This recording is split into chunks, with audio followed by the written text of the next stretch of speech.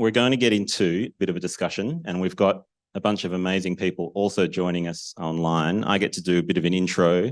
You'll get a few minutes, 3, 4, 5, not half an hour, but to talk about your projects and programs, and then we'll come back and have a bit of a joint discussion between all of us, if that's okay. So first up, we've got Mark McKenzie, the Operations Manager, and Jared Tan, Program Coordinator at 55 Central, to speak about their Grow and Grind coffee van events. So over to you, Mark and Jared.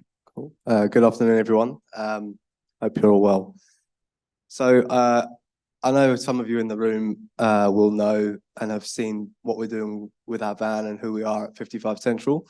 But for those of you who don't, I just wanted to give you a bit of a spiel on the journey that we've had with it from the beginning, how we got it up and running and where we're at now. And then I'll pass on to Mark, who's going to talk about what we've been doing this week. So around about 2.5 years ago now, we sat down as a team at 55 Central and discussed the possibility of starting our own social enterprise. Just an idea at the time. We had no idea what we wanted to do or how we were going to do it. And then after that, through generous funding from Bendigo Community Bank Bayswater, we decided to start a social enterprise coffee van. From starting that on a blank piece of paper with no idea on what we were going to do next, Grow and Grind was born. We had absolutely no idea how it was going to go, whether it was going to, sink to the ground or whether it was going to be a success. But 2 years down the line, I'm confident to say now that it's been a huge success with some amazing outcomes for the team, and not just the team, but also for the people that we support on a daily basis.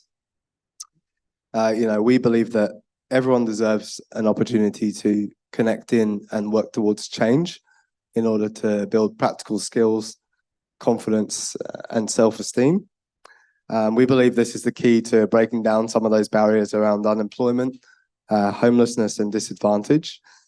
We set out in the beginning to train 30 people in 3 years, and to date we've trained over 50 people in 2, which is an amazing achievement. 5 of those individuals have been employed on our van under a casual employment basis, with a further 12 people gaining employment out in the community. And 18 of those people have gained their barista certificate qualifications, allowing them to go and get jobs in hospitality venues around Perth. And most importantly, for participants of Grow and Grind, it's given them a sense of pride when they wake up, put that shirt on in the morning, and come out and get stuck into making coffees for the community. It's given a sense of belonging and being a valued member of society again, which is what we hoped it would do. So we're currently funded for 3 years, with the hope of this funding being extended. And I would say that our next goal, our next journey, is really to try and secure funding to open our own social enterprise brick and mortar cafe, which will allow us to create a space that we can train and employ more individuals to help people get back on their feet. I just wanted to just quickly wrap it up with a short story that has really stuck with me since starting Grow and Grind. That's of an individual who ended up in our crisis accommodation at 55 Central under no fault of his own. His daughter was actually incredibly sick, and through pouring his own money into it, everything they had, much like Al, the daughter actually passed away. Through this, has caused his marriage to break down, and sadly, his wife took her own life. Through these circumstances, he fell into a deep depression. His mental health was really, really not good.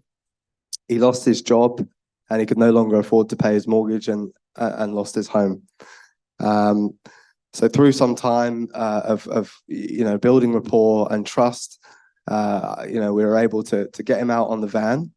After some time, it really helped him to rebuild his mental health, rebuild his confidence, and now he's managed to secure long-term housing with Department of Housing.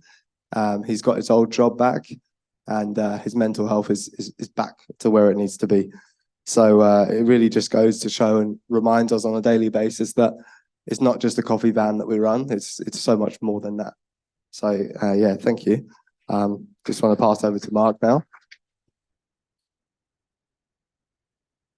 Yeah, thanks guys. So I was just gonna give a brief update of what we did throughout Homelessness Week. Firstly, massive thanks to Shelter WA team. They've just been incredible, and we're just so grateful for the exposure that we've been given. With the ABC, and you've got an amazing team, Cass. So thank you so much. Our idea was pretty simple. And I again took the words out of my mouth. It was essentially we wanted to spread the love with the people that are doing it tough.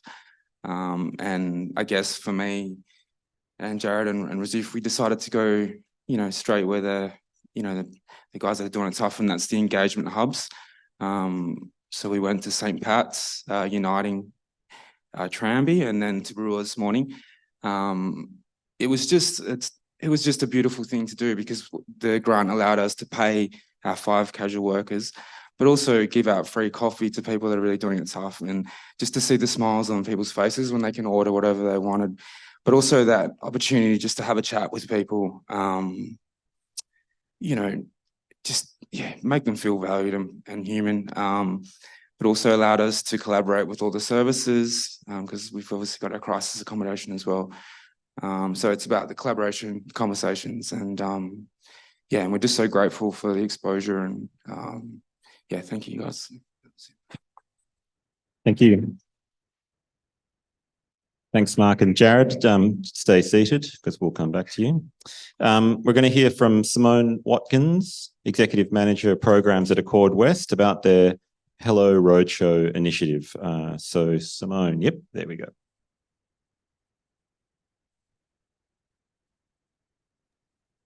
Sorry, helps if I unmute myself. One sec.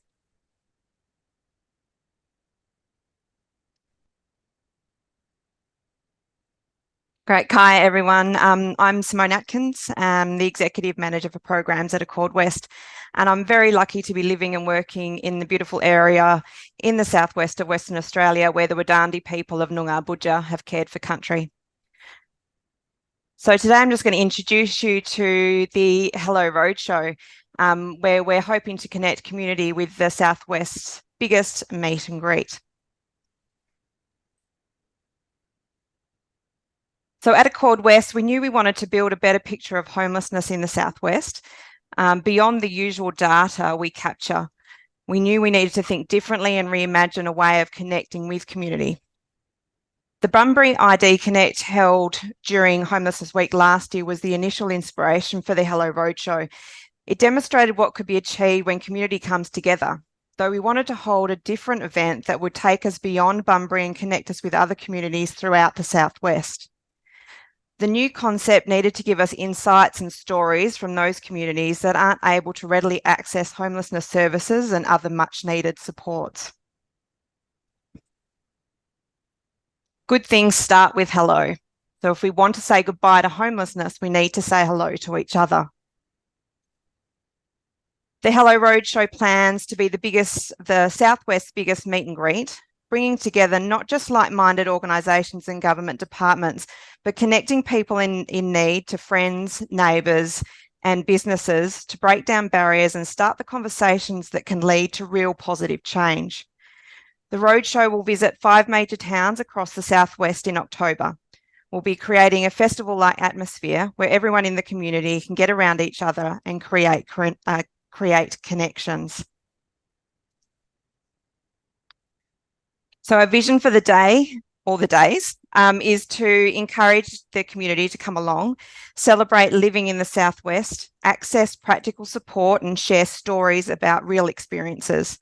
We believe that together we can better understand how each and every one of us can support our local communities to support themselves. The Hello Roadshow concept is continuing to grow every day, though what we've planned so far is to bring together representation from all the Accord West services, which we've got housing and homelessness, prison reintegration, family and children counselling and education services, emergency relief, and our foster care programs. We'd also like to bring in businesses like mobile laundries, hairdressers, food and drink vendors, and perhaps mechanical services. Support organisations, local ACOs, mental health, housing, disability services. And some of the big ones that are really important in community are volunteer groups such as Rotary, Lions, Men's Sheds. And we also hope to attract some local musicians to really help create a festive atmosphere. To establish an event like this, we knew we had to run a promotional campaign different to anything our agency has done before. With the timely launch during Homelessness Week, we started with a media statement, which we're really pleased has been picked up by multiple Southwest newspapers, and we're also running radio promotion.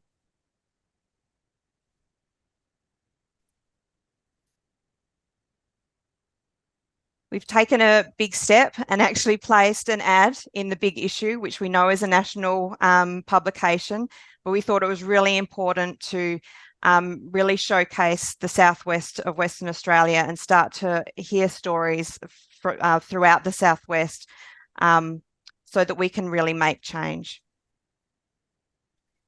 and really generate momentum. That's the main thing.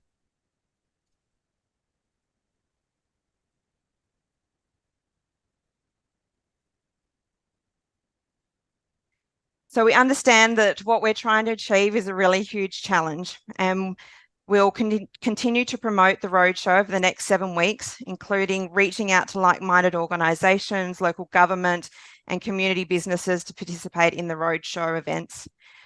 We'd encourage everyone in the Southwest or with supports in the Southwest to reach out and get involved and support us in spreading the word, support with sharing social media, talking about these events with your friends, families and colleagues, even maybe considering taking a road trip yourself down to the Southwest and enjoying all that we have to offer. We have a real opportunity here to continue the momentum of Homelessness Week and keep raising awareness and working towards helping solve homelessness together. Thanks. That's fantastic. Thank you. Thanks, Simone. And now we're heading up to Karratha, I think. We're going to hear from Danielle Black, Doorways Coordinator at Salvation Army in Karratha, and she's going to give us an overview of the Karratha Housing and Support Services Expo event. Over to you. Ava, hello, welcome to, we've got in our beautiful Ngarluma country here. So I'm Danielle from the Salvation Army Doorways program here. If you don't know about Doorways, in a nutshell, we provide emergency relief, generalist case management and various engagement and education programs. That does look a bit different in every site, but in Karratha, that's things like FPOS vouchers, food hampers, homelessness swags, clothing vouchers from our thrift shop and things like that. Lots of different programs, homemaker programs. But our biggest draw as to why we wanted to get involved in the Homelessness Week is because of our casework, which sees a lot of demand for housing and crisis support. It's obviously a really big issue everywhere, but in particular here where we have this really huge divide between income disparity and stuff, being a mining town. So this year in support of Homelessness Week, we hosted a housing and support services expo. We hired a central venue and invited all of the support services in town to have a stall or come down and be involved in some way. We then advertised it to the general public as an anyone and everyone welcome sort of event. Come down, meet services and just help us raise some awareness into issues that we're facing. So along with the stallholders, we also had an interactive homelessness stats quiz for people to take part in. We had a beautiful PowerPoint playing in the background with information and stats as well. And we also had an art project being run by WACOS and our Pilbara FDV network for people to join in with. So that was drawing a picture around what does a safe home look like to you.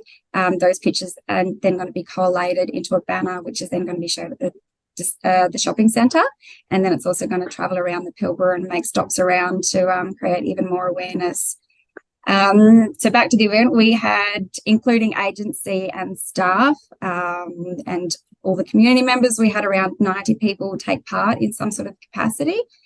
The purpose of the event, of course, firstly, showcase our services available to people in the region, as well as hopefully connecting people together.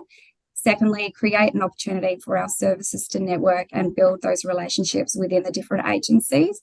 And lastly, of course, create awareness for our homelessness issues that we're seeing and garner some potential support in that larger activism space. The event was received really well. As always, it's going to be a good atmosphere when you get a room full of passionate community service workers together. Apologies, I didn't create a slideshow. I didn't have time for that, but we did send through some photos, which you'll see up soon on the montage, hopefully. This is the second year that we've had an event similar to this, and we really want to continue to do it and grow it bigger and better, because it really does just add a lot of value. We've already had a few discussions how we're going to maybe make it a bit bigger and better next year, maybe involving some schools, things like that would be ideal for us. We have a really transient workforce here in Karratha due to mining town and FIFO nature of that.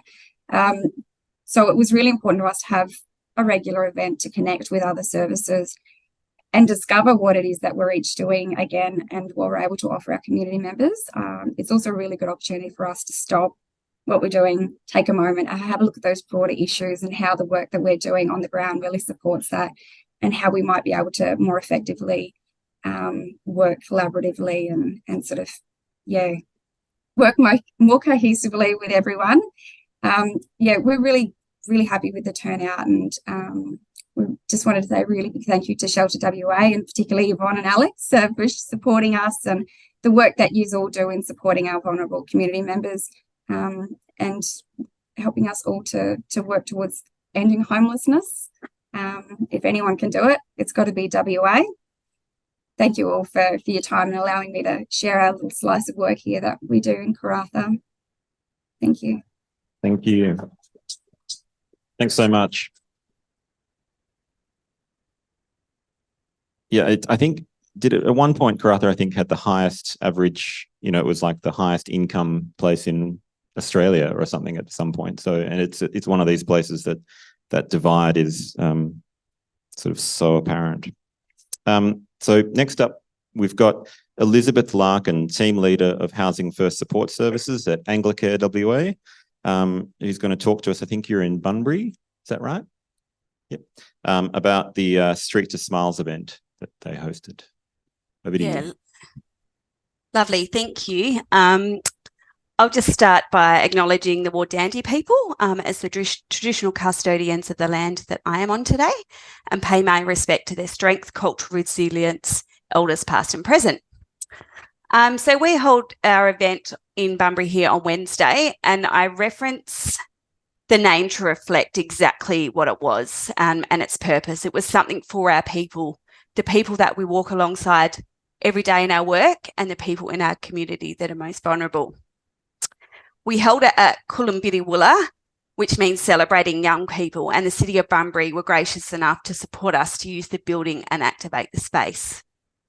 The event, which became known as Streets to Smiles, which was actually a suggestion from one of my wonderful peer workers who shared with me that when we were trying to think about connection for the event, and he shared with me that during his time experiencing homelessness, you don't get an opportunity to smile very often. So any sort of event that brings people together and offers that connection was really special to him.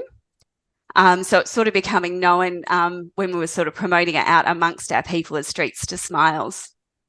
And it was set up to provide a central location for people experiencing homelessness and or housing stress,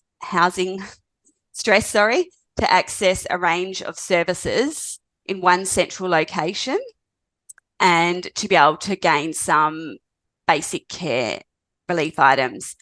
A trend that we have seen in Bunbury is that basic care items such as food and blankets and personal care items are not readily as available as they once were.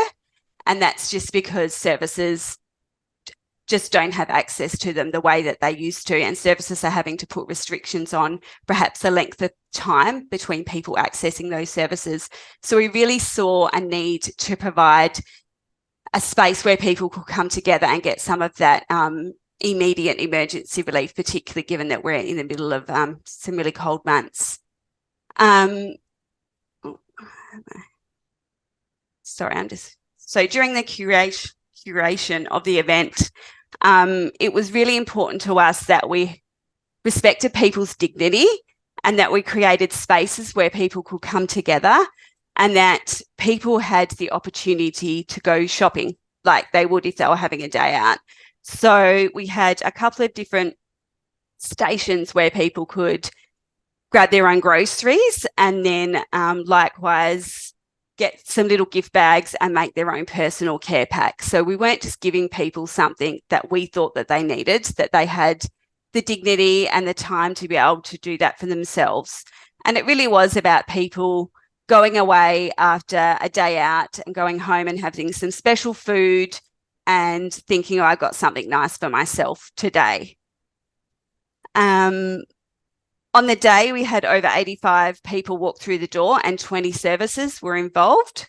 I just have a few little stats there. The Blade Cartel is a really new business to Bunbury. It's a barber's business, and they actually closed their doors for the duration of our event to offer free haircuts. And they did 10 haircuts in total with some pretty awesome transformations and some big smiles as they walked out the door. We had peer-based harm reduction come along with their travelling van, and they conducted 4 bloodborne virus tests, handed out 4 naloxone kits and made 6 referrals. Of course, the Cord West were there, and they were able to make connections with lots of people, but they were actually able to set up the space to do 2 new VIs for DAPs. Hearing Australia came down from Perth and they did 10 hearing tests and made 2 referrals. Department of Housing had 5 assists and Services WA were on hand, spoke to lots of people and made 1 formal assist. Milligan, a wonderful community organisation of ours, did 8 new food bank referrals and Headspace handed out over 150 sausage sizzles. We also had 40 ER backpacks, which were provided generously by Anglicare to us, and they all went, and we handed out over $2,000 in emergency relief items on the day. The event was run from 11 a.m. to 1 p.m.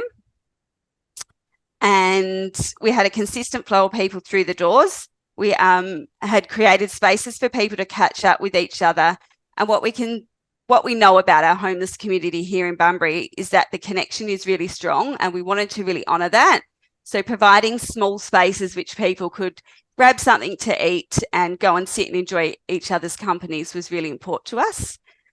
So over lots of yummy food, muffins and donuts and sushi and sandwiches, we saw people have the opportunity to catch up, lean on each other through tough times and have the opportunity to reconnect.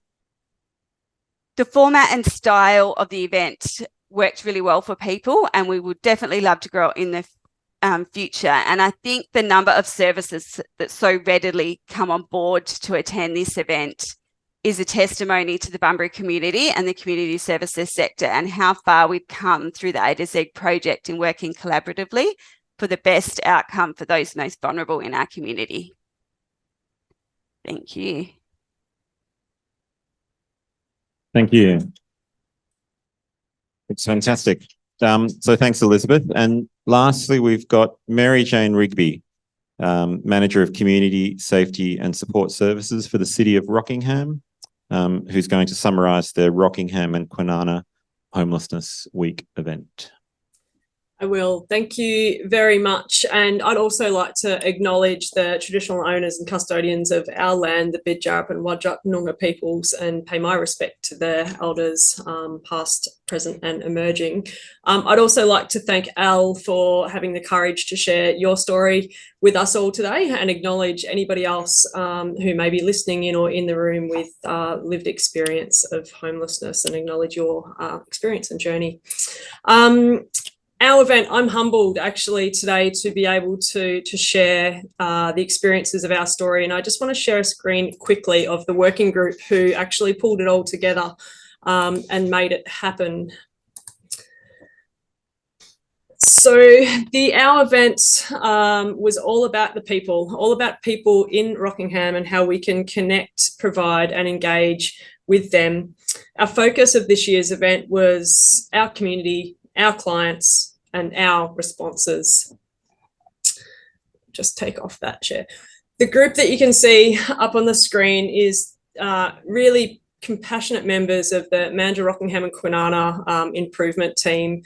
Chelsea, Daryl, who's actually in the UK at the moment, and Sharon from the Salvation Army, Nick at Anglicare, Jace at St Pat's, Lucy at City of Kwinana, and my incredible team at Rockingham of Matt Ainsley and Cody, who just assisted to pull this year's event together. So I'd just like to acknowledge them before I go any further.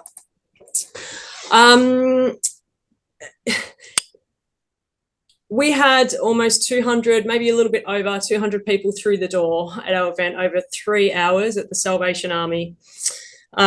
We managed so our event was focused on exposing people to services and trying to connect people to services. We added an element of engaging people with lived experience to share their story through artwork. Part of the initiative to improve connections for us was to ask people to complete a service passport. And of those, we had 70 passports commenced, 30 completed, with 25 agencies in the room, ranging from Department of Housing to local vets, all of the usual services that we have on our Project Zero with Salvation Army, St Pat's, Anglicare, legal supports, etc., with 60 staff represented. Throughout that journey, we still haven't finished the evaluation of our event yet, so sorry, we don't have all of the outcomes, but we will be pulling together an infographic and report, obviously, as part of our acquittal. But we have, on a snapshot, completed 9 VI SPDATs, 5 new identified families, 10 newly identified people who have found services that they had been trying to connect with on that day.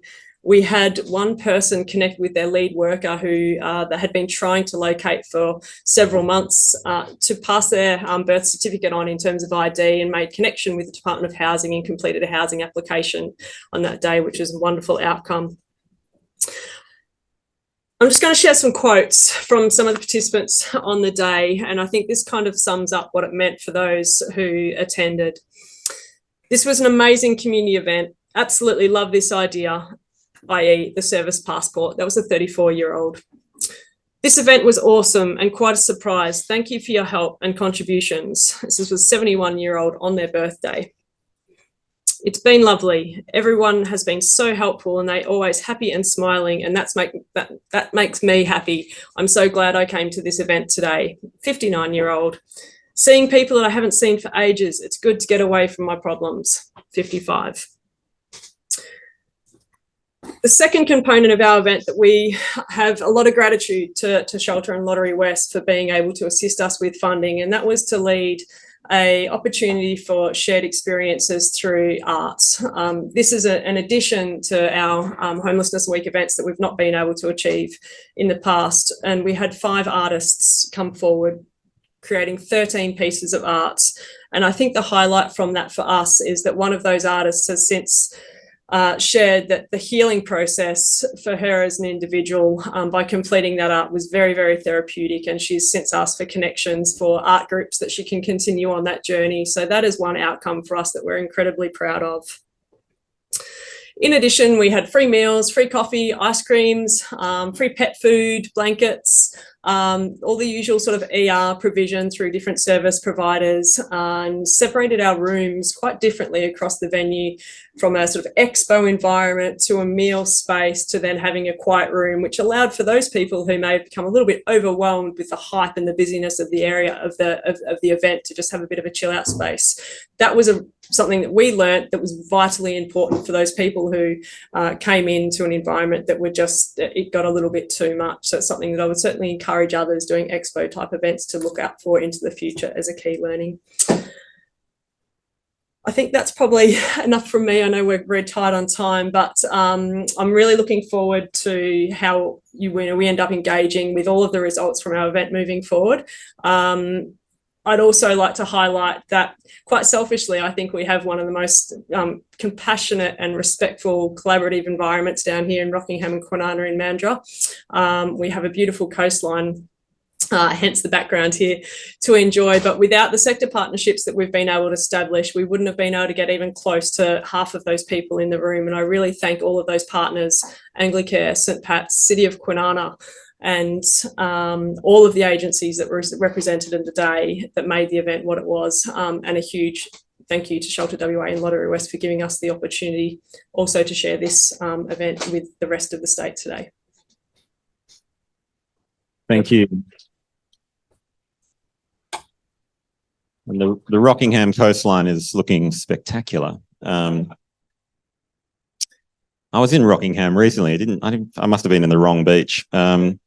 Anyway, so I think we're going to have a conversation live but on screen. I just wanted to. I kept sort of scribbling notes, and the thing that struck me, despite the huge spread of activities and types of events and the locations and the people involved, was really this notion, and it comes back to something that Al had talked about before, but these projects and the people that worked on them as teams and communities, you know, they see people, which is incredible. And these events, you know, they're underpinned by love, which is also incredible. So we're going to have a conversation now. It's called here a roundtable collaborative discussion, but that means I think we just have a chat about what we think and what we have learned during the week. So, and for those on Zoom, if you want to respond to any of these questions, just feel free to put up your hand or start talking. I'll keep an eye on you, and you can just jump in as if you're sitting on the couch here with Mark and Jared.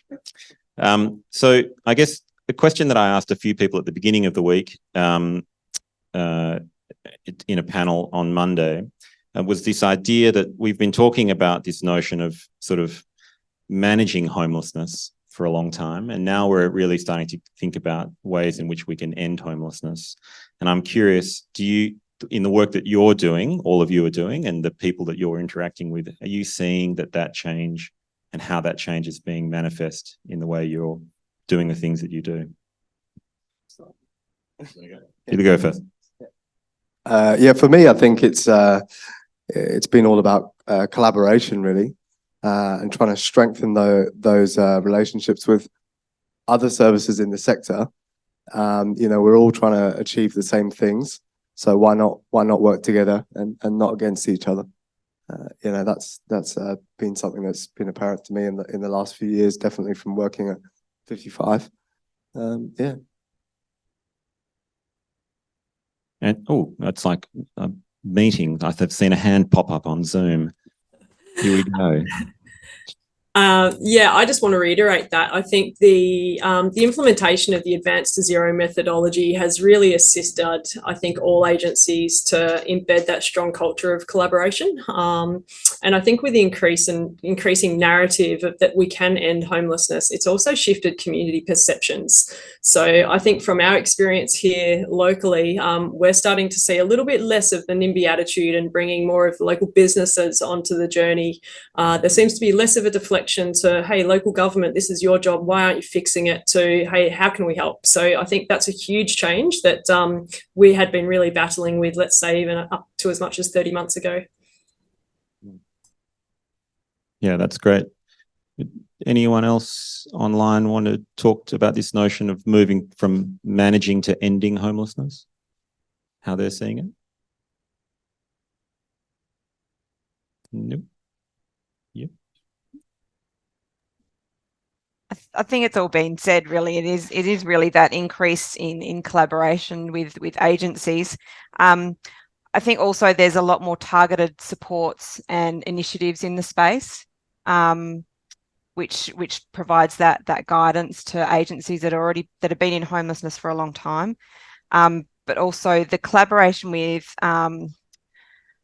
local government and other say volunteer type agencies that probably haven't been present before, and are really keen to be a part of that solution. And it's just, I suppose, we're now in that space in how do we support and guide them to be a part of that solution, and do our processes or our policies allow that, or are they barriers at the minute? Do we need to look at that better or differently?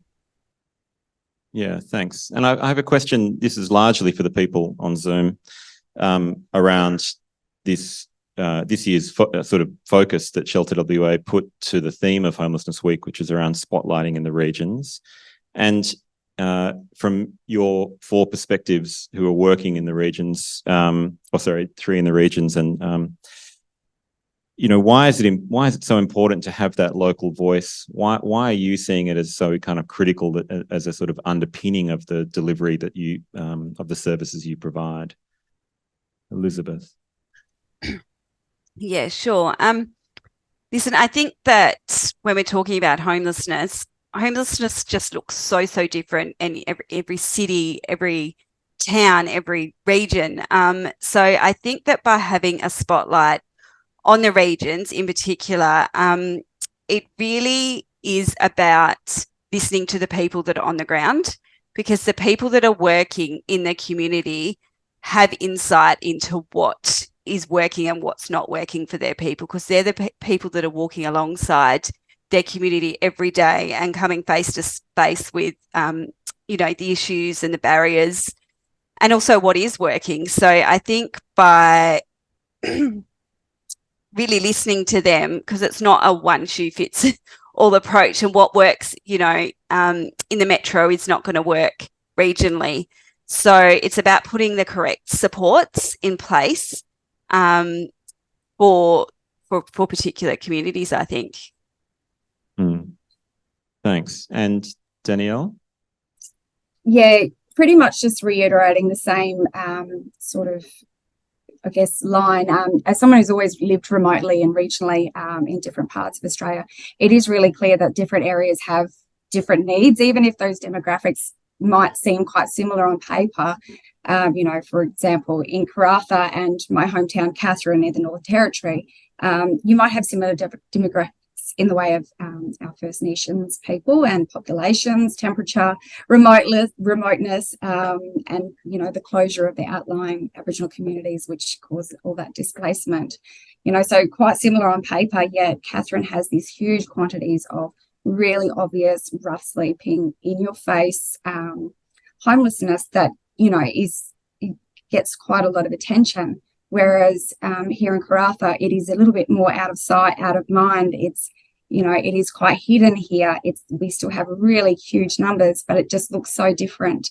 There is no way that what would work here would work in Katherine and vice versa. So we really do need to just, understand the local area, utilising local knowledge, local resources, and consult, collaborate, and fund, of course.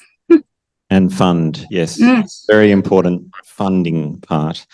I've got a sort of final question to you all before we wrap up, and then I think there's a show reel, which I'm looking forward to. Do you think there's any untapped resources? Do you think there's any sectors in community that could be mobilised more effectively to end homelessness wherever you happen to be working? I might start with you here, Mark, if that's okay. Do you have any thoughts on untapped or underutilised resources? I think, I guess what we've done with our little social enterprises is provide, hope, opportunity, and like kind of realistic training and certificates for people. So I guess like the social enterprise kind of employment, easier pathway into employment, it sort of would be amazing. What really was heartwarming for me across the weeks was seeing four people that are now employed, paid on the van, that have just been through some serious struggles, but to actually, serve over 1,000 coffees throughout the week. It's, from having no experience on how to make a coffee, it shows it can be done. So just more innovative kind of ways to do things and give it a crack, Yeah, I think it would be great if we had a stronger social enterprise procurement system, for example. There's a lot of social enterprises in Western Australia across a range of different sectors and fields. And if government started to prioritise, you know, spending money through that in a much more formalised way. I know in other states that happens, but that could be something as well. Yeah, and I think because people generally want to help, like the community wants to help. I mean, we had a $500 donation a couple of days ago from New South Wales, just because of the ABC video. You know, people want to help, so yeah, it's cool. Yeah, great, thank you. Anyone online just thinking about, you know, untapped or underutilized resources in their communities? Didn't know if I had to raise my hand or not there. Mine's just, you know, it's probably all, we've all said it, we've all thought it, but in a country, and particularly a state as wealthy as WA, it is almost inconceivable that we still have the issues that we do. But love it or hate it, we have a lot of funds generated from the mining industry that I think that, you know, it realistically could genuinely work towards ending homelessness. Food, water, shelter, we'll get the basics down pat and then start working on some other things. But, you know, it's a right. Shelter, it's, you know, it's a core right. Surely with what we have, we can tap into some of those major streams that we have accessible to us. Absolutely, thank you. And Elizabeth? Sure. I was just going to add that if you think about the amount of resources that every community has, there really isn't a single sector or business that can't contribute to ending homelessness. And I think it often comes down to a lack of education, and that if businesses, whether you're looking at the private real estate market or a business that wants to employ somebody that may have been experiencing homeless, but they're not sure how to support them, it's about education and incentives for people to be able to hold those people in their arms and support them through their journey while allowing them to contribute to their business. And I think if we opened up those doors and did that really, really well, as we do for other sorts of things, like the disability sector, for example, we have so many supports in place for people. And I think if we did that really well, we would see a really big shift in the way the community supports people experiencing homelessness. Yeah, absolutely. Thank you. And we might end, if it's okay, Mary Jane, with you. Sure. Thank you. Yeah, look, I think for us down this neck of the woods, we've probably tapped into every single little bit of resource that we possibly can, because we've had to over the years. However, I do think there's more opportunity for us to build stronger relationships with private businesses. So, for example, mechanics, when, you know, people have got their vehicles out of registration, and rather than losing their vehicles, which is their home, you know, using local mechanics to assist about getting their roadworthy certificates done, etc., as an example that I think we could probably all look to. But I think also I just probably want to acknowledge, and maybe it's a little bit of the monkey in the room as well, is I believe that we need to form an even stronger collaboration with state government, who have allocated tremendous funding towards housing supply, but making sure that that supply is relevant in the regional areas that you know, there's spot purchases or renovations being done to make sure that it's suitable for the cohort that are experiencing chronic homelessness that are to be housed, so we don't set those tenancies up for fail. I think there's opportunities for us to really develop that, and we've got the people on the ground with the knowledge of the needs of the individuals that can help guide to make sure that we're setting up those properties for long-lasting tenancy support that's not going to end up reeling people back into homelessness. Yeah, thank you. I mean, yeah, some fantastic insights there from all of you. I just want to thank you all again for coming in or being online today to share some of those insights into the initiatives that you've been doing, not only this week, but for the, you know, for an extensive period of time for some of you. And I think they do exemplify the dedication and compassion that we have in the sector to end homelessness. So I want to say thank you and give my gratitude and our gratitude for your contributions.